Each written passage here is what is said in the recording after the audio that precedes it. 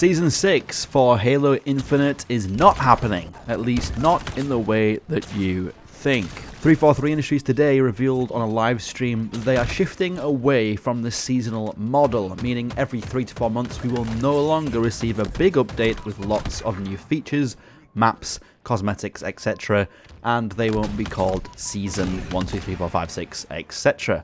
They will instead be smaller updates, maybe more frequently, simply called content updates. So instead of Season 6, the next update is called Content Update 29, which doesn't quite have the big impact that a new season does.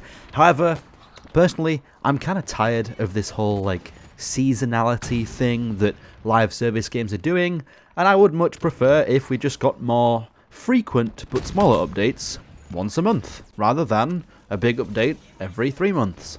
So yeah, personally, I have nothing against this change as long as the content keeps on coming. However, if this is a sign that they are shifting away from Halo Infinite development and onto the next Halo game, which it could do because it's the same thing they did with MCC. The MCC development team was kind of skeletonized, much less people working on that, a fraction of the initial team, and then everyone else went to work on Halo Infinite. That could be happening to Halo Infinite now. Everyone could be shifting to work on the next Halo title, and a crew of maybe between 50 to 100 people are working on Halo Infinite content updates.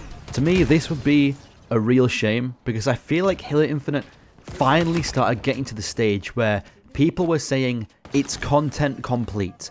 Everything that is added from this point on is just a bonus. Now is not the time to slow down the updates to Halo Infinite. The player base has been steadily growing every month. More content has been dropping with every season, and in general, the perception of the game has been, more positive than ever.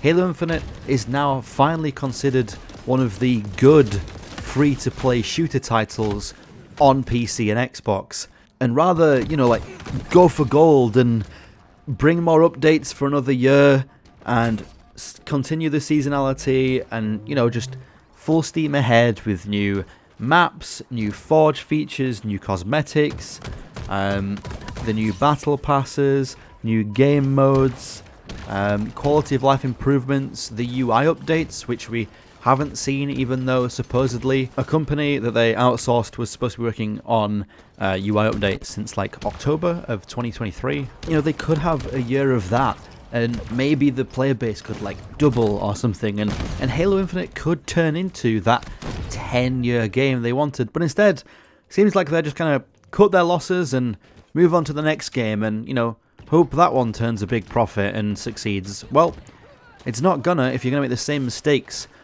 The people in charge of the next Halo title need to be the people who were currently working on Halo Infinite, because these people are finally getting it right. I don't want another Halo game being worked on by an upper management that isn't qualified and get everything wrong.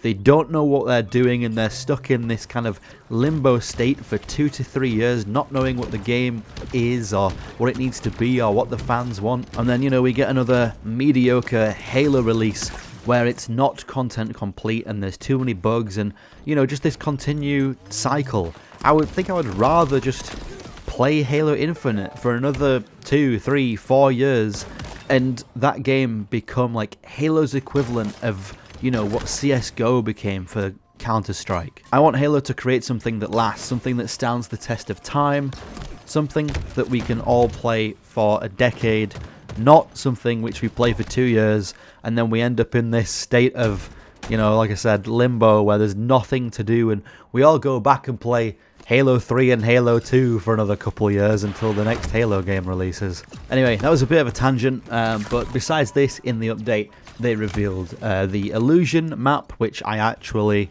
kind of revealed before them. It was in my previous video. I revealed that was coming. Now they've shown some gameplay of it.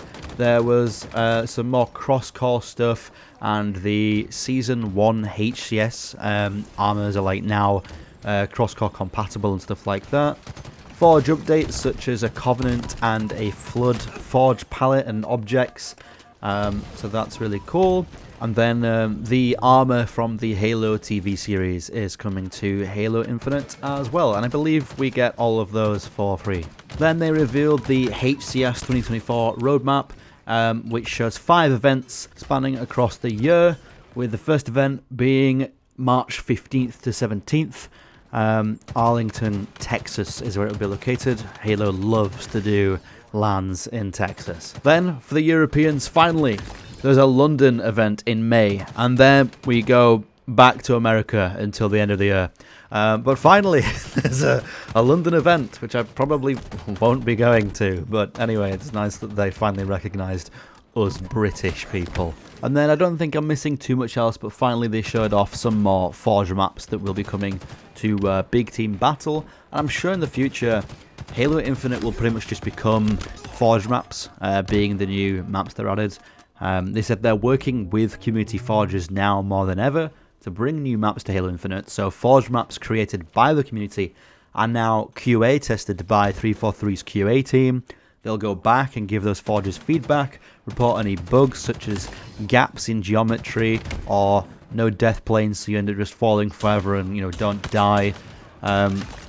Maybe they'll help with the bot navigation and stuff like that. So I have nothing against that anyway, because Forge is great in Halo Infinite, and you can barely tell which maps are made in Forge and which ones a developer made at this point. Now more than ever with the extra objects and canvases and stuff like that. They also did some more stuff which I didn't really understand, but basically allowing people to more easily create their own game modes or something. So it really does just feel like, you know, push this in the hands of the community to bring updates to this game for the next year or two while we work on the next Halo title. And then, yeah, I think that's it. The only other thing, I may be mistaken, don't quote me on it, but I'm pretty sure from the top of my head, they also said that they're going to bring in Firefight Forge maps in the future as well. So that would be nice. I don't think there was any mention of like regular classic Firefight unless I missed it. So that's a shame because I really want it. Maybe someone in the comments can correct me if they did mention classic Firefight actually coming to Halo Infinite.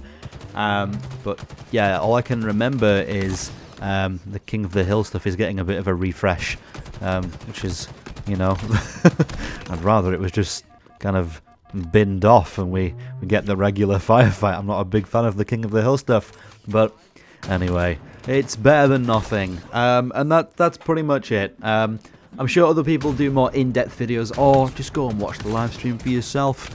And yeah, thanks for watching my video. Before I go, as always, I do plug my own video game because it's very similar to Halo. It's called Cross Planet, and it's a third-person arena shooter for PC, and mobile is in development as well.